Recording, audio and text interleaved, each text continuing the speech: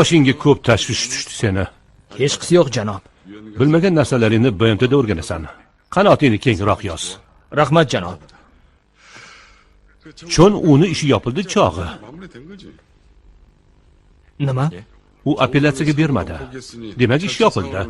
Hali ham undan xavotirlanyapsan shekilli. Axir sening do'sting-ku. Ish yopildi. Prokurorkan.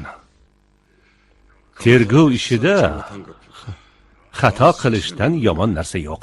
Nega unday deyapsiz?